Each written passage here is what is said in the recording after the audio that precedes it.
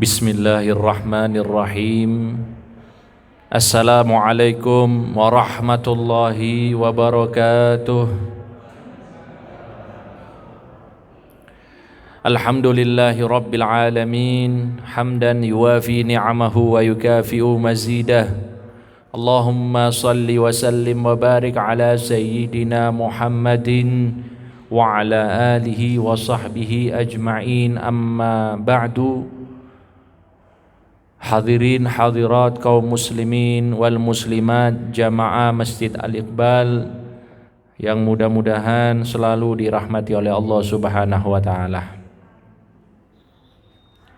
Alhamdulillah, patut kita bersyukur kepada Allah Subhanahu wa taala sampai saat ini masih diberikan nikmat kesehatan oleh Allah, nikmat taufik, nikmat hidayah. Apalagi kita sedang berada di bulan suci Ramadan, bulan yang selalu dinanti oleh hamba-hamba Allah Subhanahu wa taala, karena di dalam bulan ini sebagaimana yang kita ketahui begitu banyak karunia serta keutamaan yang Allah Subhanahu wa taala berikan kepada kita.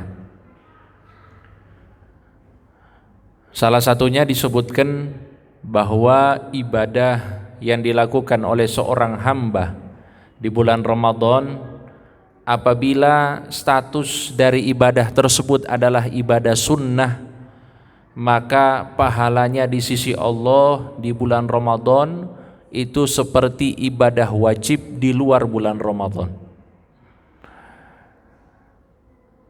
Dan pastinya kita tahu ketika seseorang itu beramal kemudian amalannya itu wajib, pasti pahalanya lebih besar daripada amalan sunnah. Karena yang wajib itu adalah pokok dan yang sunnah itu adalah tambahan. Oleh karena itu dikatakan ibadah sunnah di bulan Ramadan itu sebanding dengan ibadah wajib di luar bulan Ramadan. Dan ibadah wajib di bulan Ramadan itu sebanding dengan 70 ibadah wajib di luar bulan Ramadan. Artinya kalau bapak-bapak, ibu-ibu tadi sholat asar nggih, sholat asar berjamaah, sholat asar di bulan Ramadan sekali itu seperti sholat asar 70 kali di luar bulan Ramadan. Kira-kira kalau kita tanya diri kita, sanggup gak kita satu hari sholat asar 70 kali? Halo ibu-ibu, sanggup gak ibu-ibu kira-kira 70 kali sholat asar? Nanti sholat maghrib 70 kali sholat maghrib, Isya juga demikian, 70 kali sholat Isya. Tidak ada kita yang mampu pastinya. Makanya bulan Ramadan ini bulan spesial. Para ulama itu mereka malahan meninggalkan semua aktivitas mereka termasuk mengajar sebenarnya. Mengajar di bulan Ramadan itu dulu itu tidak dianjurkan. Karena apa? Karena lebih memilih untuk menyibukkan diri mereka dengan ibadah-ibadah kepada Allah Subhanahu wa taala, khususnya membaca Al-Qur'an. Oleh karena itu di dalam riwayat kita banyak mendapati bahwa para ulama kita semisal Al-Imam Syafi'i setiap hari menghatamkan Al-Qur'an sebanyak 2 kali. Kenapa kok bisa 2 kali hatam? Hatam di pagi hari, hatam di malam hari, karena sudah tidak ada aktivitas mengajar, fokus ibadah kepada Allah Subhanahu wa taala. Tapi insya Allah meskipun kita masih ada aktivitas ngaji, insya Allah ngaji juga ibadah. Ngaten nggih Pak? Ngaji juga insya Allah termasuk ibadah, dan kita harapkan juga dapat pahala yang besar di sisi Allah Subhanahu wa taala. Apalagi di Masjid Al-Iqbal ini saya lihat Masya Allah pengajian tidak berhenti-berhenti ini. Dari subuh ngaji, Masya Allah, subuh ngaji, nanti asar seperti ini ngaji, nanti tarawih juga nopo ngaji. Ba'da tarawih nanti baca Quran, Masya Allah. Kehidupannya penuh dengan ibadah. Harapannya insya Allah semuanya diterima oleh Allah Subhanahu wa Ta'ala. Hadirin yang dirahmati Allah Subhanahu wa Ta'ala, dan juga saya mengingatkan, mungkin ada yang bertanya-tanya, kenapa kok banyak pengajian ini? Karena ini sempat disinggung juga, pengajian kok tidak habis-habis katanya. Terus nanti urusan yang lain gimana? Sebenarnya pengajian ini tujuannya itu selain kita menambah ilmu, sebenarnya ada tujuan lain, yaitu supaya kita selalu termotivasi untuk ibadah kepada Allah Subhanahu wa Ta'ala. Percaya atau tidak, kita itu ketika sering mengikuti pengajian, maka kita akan mendapatkan kemudahan di dalam ibadah kepada Allah dibandingkan orang yang jarang pengajian. Nggih napa mboten, Pak? Dan itu memang yang menjadi rahasia kenapa Rasulullah SAW selalu bersama dengan para sahabat. Rasulullah itu beliau bukan orang yang selalu di rumah. Kalau dilihat intensitasnya, Rasulullah di rumah dengan Rasulullah di luar rumah, beliau lebih banyak di luar rumah. Dan kalau beliau lebih banyak di luar rumah, berarti banyak sekali petuah-petuah yang beliau sampaikan kepada para sahabat. Petuah-petuah itu kalau zaman sekarang ya pengajian, sabda-sabda, arahan, semuanya diberikan oleh Rasulullah SAW kepada para sahabat, sehingga para sahabat adalah orang-orang yang istiqomah. Bapak-bapak selalu diberikan motivasi, selalu diberikan ilmu oleh Rasulullah SAW. Oleh karena itu zaman sekarang, bapak-bapak, ibu-ibu, kenapa pondok pesantren itu santrinya istiqomah? Kenapa di pondok pesantren itu jarang sekali ada santri yang nakal, yang istilahnya tidak taat aturan, itu jarang. Salah satu rahasianya karena mereka kehidupannya itu diisi dengan pengajian. Dari pagi sampai malam isinya pengajian. Dan itulah yang mengarahkan mereka untuk bisa istiqomah. Jadi itu yang kita niatkan di setiap pengajian. Mudah-mudahan pengajian ini menjadi sebab saya istiqomah. Amin Allahumma. Dan saya pernah juga, pernah, kalau bilang pondok juga kurang tepat, mungkin karena saya ini bukan santri yang sesungguhnya santri sebagaimana para santri yang ada. Saya ini bisa dibilang ya pernah nginap di pondok 2 tahun. Setelah saya pondok 6 tahun, saya pernah nginap di pondok ini luar biasa 2 tahun. Setiap sholat itu ada ceramah. Kecuali subuh. Subuh kita soalnya ada setoran hafalan Quran. Jadi zuhur, asar, maghrib, isya isinya ceramah. Tapi yang ceramah bukan ustadz, santri. Kita diberikan beban untuk ceramah sebagai latihan. Dan juga ternyata itu ada efek yang sangat luar biasa. Jenengan bayangkan hadirin, sholat jamaah itu selalu ada, dan kalau ada santri yang terlambat sholat, artinya ada santri masbuk, itu santri pasti tidak berani sholat di dalam masjid, pasti sholatnya di luar masjid, di pinggir-pinggir. Bukan karena hukuman, tidak ada hukuman di pondoknya itu, tapi karena malu. Karena malu. Seharusnya kita itu hadir sebelum azan atau pas azan, atau ya minimal sholatnya jangan masbuk. Itu subhanallah berjalan seperti itu dan tanpa ada hukuman. Begitu juga misalnya kita ada puasa Senin, puasa Kemis. Puasa Senin Kemis ini hukumnya apa Pak kira-kira? Sunnah ya? Tapi di situ kok kayak wajib. Orang yang tidak puasa sunnah itu kayak orang berdosa rasanya. Karena apa? Karena memang muatan ceramah agama dan lain-lain itu sangat mempengaruhi santri-santri pada saat itu. Makanya pengajian itu penting untuk kita semuanya supaya kita lebih istiqomah menjalankan ajarannya Rasulullah Shallallahu Alaihi Wasallam. Amin Allahumma. Mudah-mudahan juga jamaahnya tidak berkurang sampai akhir Ramadan.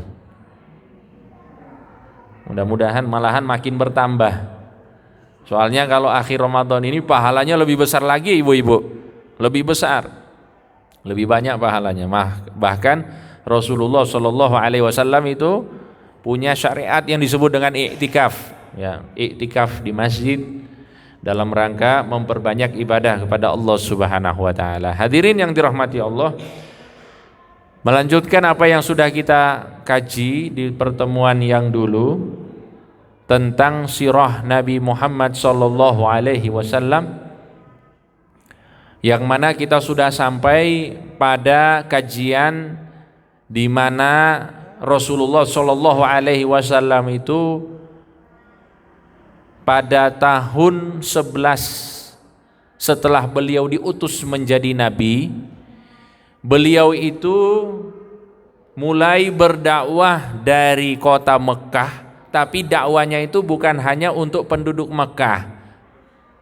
Dakwanya sudah mulai disebarkan sampai kepada orang-orang yang datang dari luar Mekah, khususnya pada musim haji. Jadi pada musim haji banyak orang-orang Arab yang datang kemudian melakukan ibadah haji, karena ibadah haji sebagaimana yang sudah kita ketahui adalah ibadah warisan dari Nabi Ibrahim dan Nabi Ismail alaihima salam.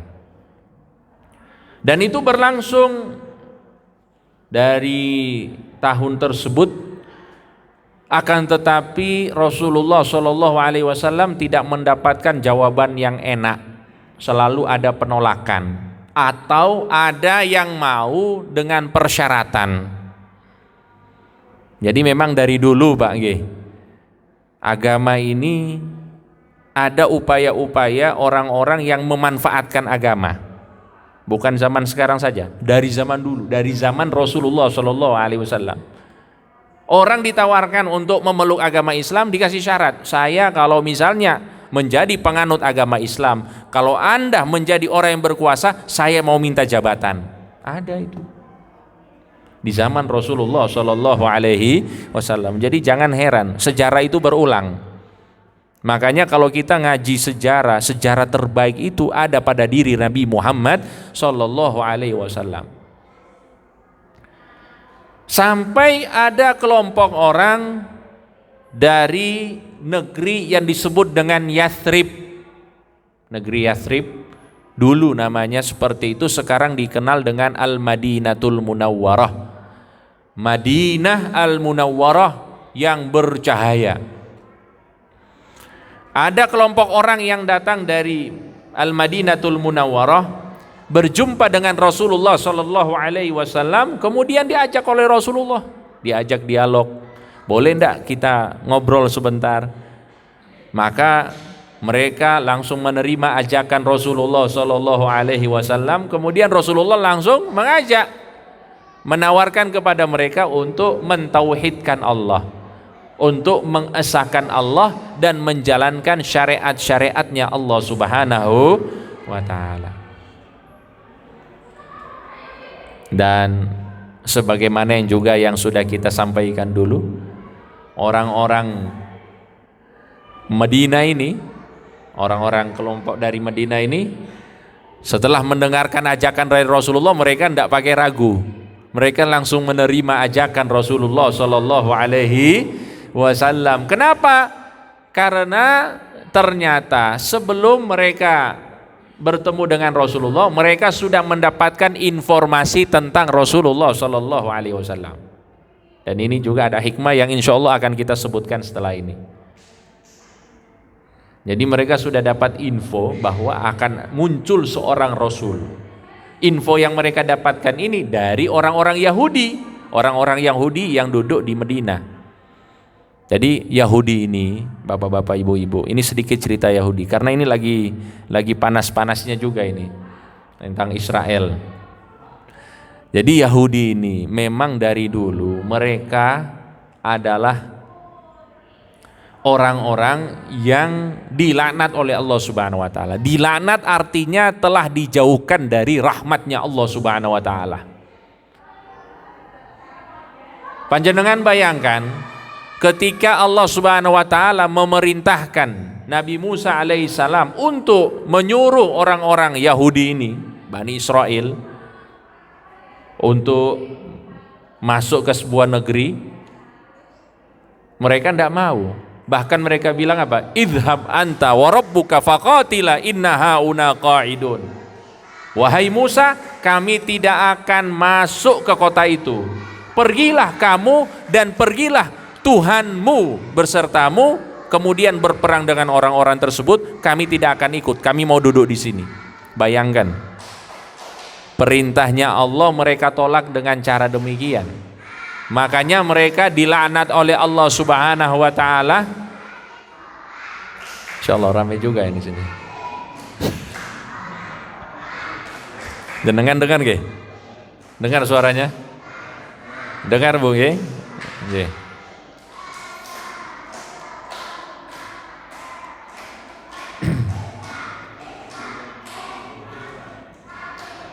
Alhamdulillah. Yang di atas rame, di bawah jangan kalah pokoknya. Allahumma shalli ala Muhammad. Hadirin yang dirahmati Allah Subhanahu wa taala. Jadi orang-orang Yahudi ini memang mereka pembangkang dari dulu. Kemudian dari hukuman yang Allah Subhanahu wa taala berikan kepada mereka, mereka tidak diberikan tempat oleh Allah. Tidak ada negerinya orang Yahudi, itu tidak ada dari dulu. Karena apa? Karena mereka adalah bangsa pembangkang. Oleh karena itu, ketika di zaman jahiliyah, mereka itu berupaya untuk mendapatkan negeri atau tempat ataupun wilayah. Dan tempat yang mereka dapatkan itu adalah Madinatul Munawwarah. Jadi di Arab itu ada komunitas orang-orang Yahudi, karena mereka tidak punya negeri.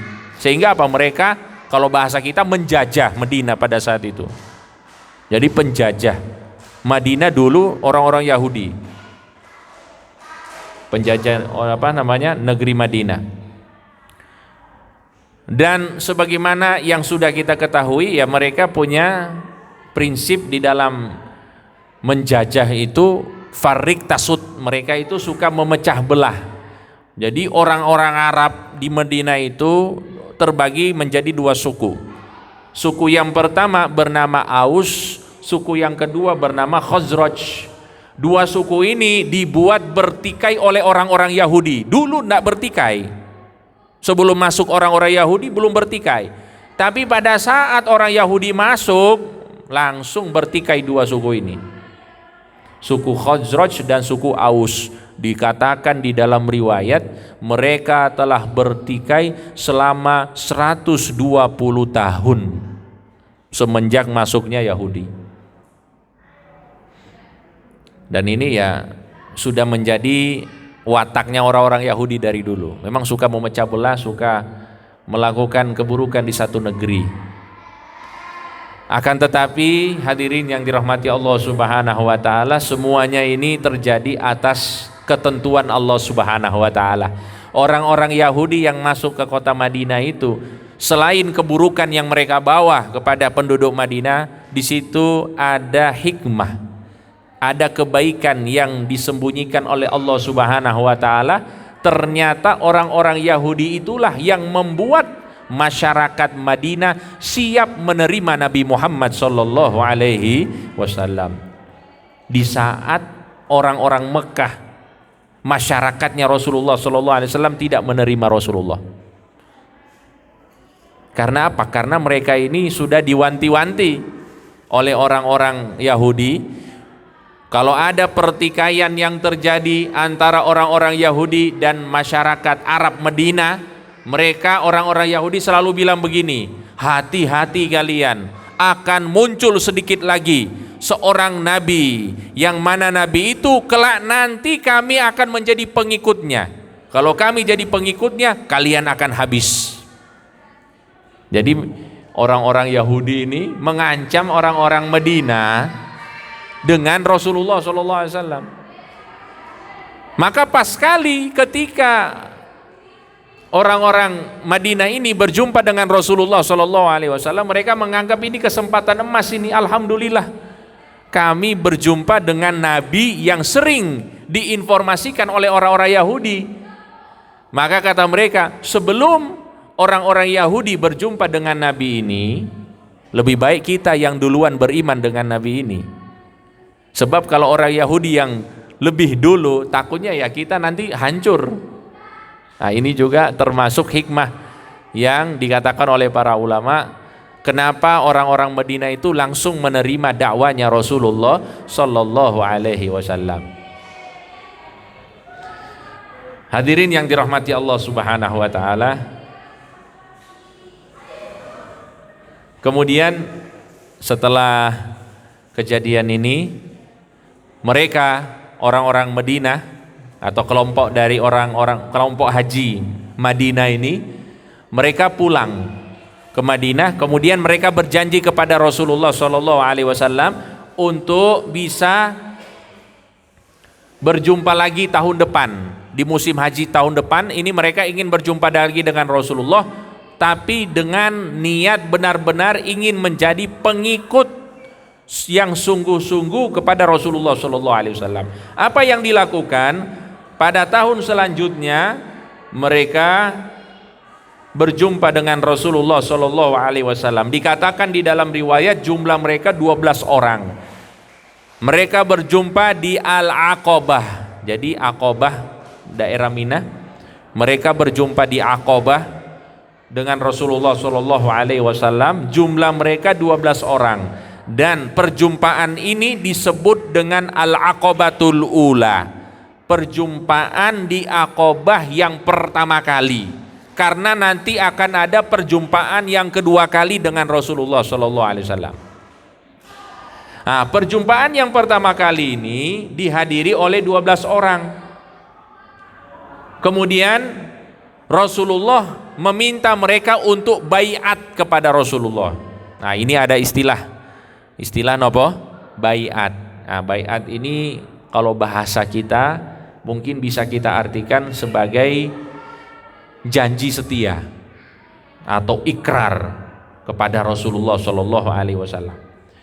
Dan baiat mereka ini disebut dengan seperti baiatun nisa. Jadi baiatnya Rasulullah kepada perempuan-perempuan.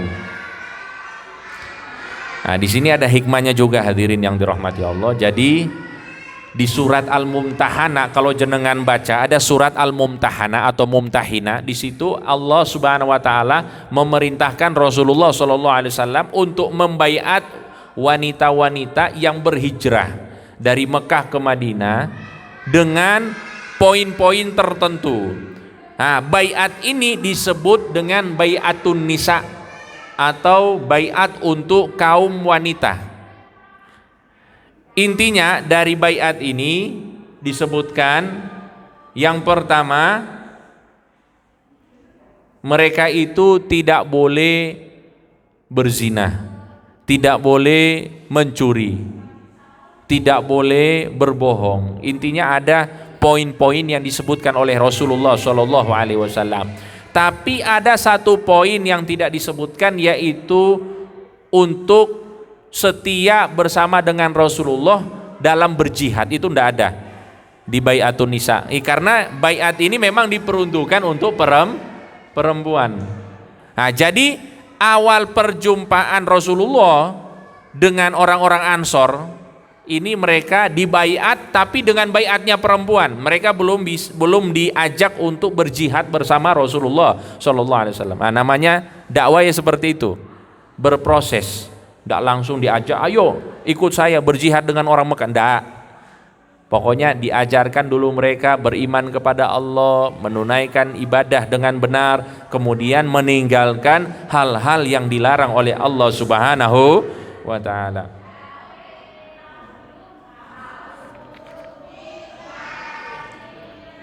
Memang bagusnya kita baca isi baiatnya supaya lebih faham. Dikatakan di dalam sebuah riwayat bahwa Rasulullah Shallallahu Alaihi Wasallam bersabda, yang artinya, datanglah ke sini, baiatlah aku, Yang pertama, janganlah kalian menyekutukan Allah, artinya mentauhidkan Allah. Janganlah kalian mencuri, janganlah kalian berzina, janganlah kalian membunuh anak-anak kalian. Mungkin kalau kita bilang jangan mencuri, jangan berzina, mungkin ini ya sampai zaman sekarang ada nggih Pak? Masih ada. Tapi janganlah bunuh anak-anak kalian. Kalau zaman sekarang ya masih tabu menurut kita, masih sangat tabu. Tapi kalau dulu itu hal yang lumrah.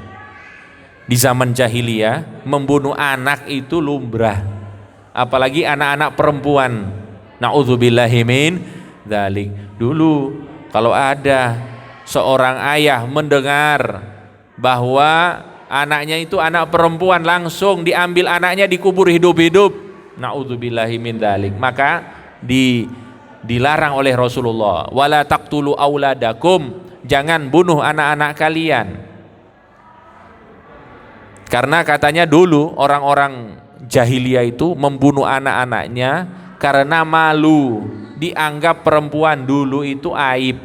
Dulu di zaman jahiliyah dianggap perempuan itu beban hidup. Makanya orang-orang tua dulu itu langsung membunuh anak-anak mereka. Akan tetapi Islam datang, kemudian Islam bukan hanya datang dengan syariat, akan tetapi datang memuliakan seluruh umat manusia, termasuk mengangkat derajat kaum wanita. Dulu ibu-ibu wanita itu seperti barang, diperjualbelikan dulu. Akan tetapi Islam mengangkat harkat dan martabat wanita, dimuliakan wanita, dijadikan wanita itu seperti suatu yang paling berharga dalam kehidupan umat Islam. Makanya kalau kita ingin mencari kemuliaan di luar agama Islam, pasti kita akan dihinakan oleh Allah. Na'udzubillahi min dzalik.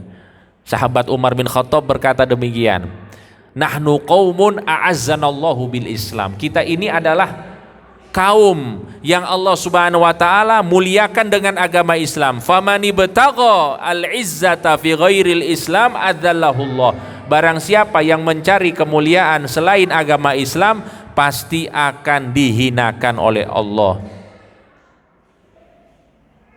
Maka jangan cari yang lain-lain nggih Pak. Kalau ingin mulia, mulialah dengan agama Islam. Ngaten nggih ibu-ibu?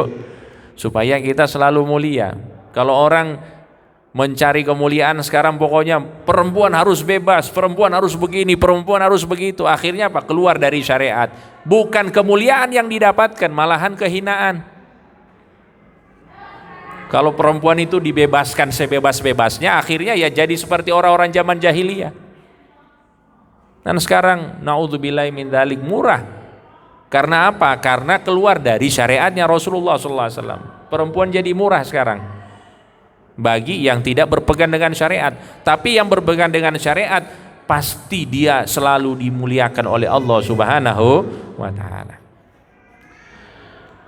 Wala taqtulu auladakum wala ta'tu bi buhtanin taftarunahu baina aydikum wa arjulikum, dan jangan kalian membuat fitnah. Wala ta'suni fi ma'ruf, dan janganlah kalian membangkang kepadaku, kata Rasulullah sallallahu alaihi wasallam, dalam hal kebaikan. Faman wafa minkum fa ajruhu 'alallah. Nah, ini barang siapa yang mau taat dengan ikrar ini, maka dia akan dapat pahala di sisi Allah Subhanahu wa taala. Rasulullah itu tidak pernah menjanjikan langsung reward, hadiah kepada sahabat. Kalian kalau mau sholat ini hadiahnya, tidak pernah dijanjikan oleh Rasulullah. Akan tetapi Rasulullah selalu mengembalikan reward itu kepada Allah. Dan ini adalah inti dari keimanan. Jadi iman itu bukan hanya mengatakan la ilaha illallah kemudian langsung beriman kepada Allah, tidak. Akan tetapi itu butuh pembuktian. Termasuk pembuktiannya apa? Kita beramal semata-mata mencari pahala di sisi Allah, bukan manusia, bukan dari orang. Dan itu ya alhamdulillahnya seperti itu. Bayangkan kalau misalnya Rasulullah dakwah ketika menyuruh sahabat untuk menjalankan syariat langsung dikasih hadiah oleh Rasulullah. Wah, itu pasti ustadz-ustadz zaman sekarang harus kaya raya semuanya. Kata nggak Pak? Sholat, kalau sholat nanti saya kasih 1 juta. Ustadznya harus kaya. Tapi ya alhamdulillahnya Rasulullah enggak kayak gitu. Beliau menggantungkan semua harapan para sahabatnya kepada Allah Subhanahu wa ta'ala.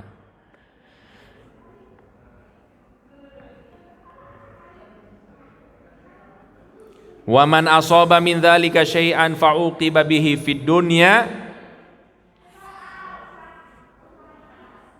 fahuwa kafaratun lahu. Nah ini, barang siapa yang melanggar baiat ini kemudian dia diberikan hukuman oleh Allah Subhanahu wa ta'ala di dunia, disuruh sholat tidak sholat, ternyata dikasih penyakit oleh Allah Subhanahu wa ta'ala. Disuruh untuk tidak berzina, ternyata dia berzina, dikasih penyakit HIV/AIDS oleh Allah Subhanahu wa ta'ala. Fahuwa kafaratun lahu, mudah-mudahan itu bisa menjadi penghapus dosanya.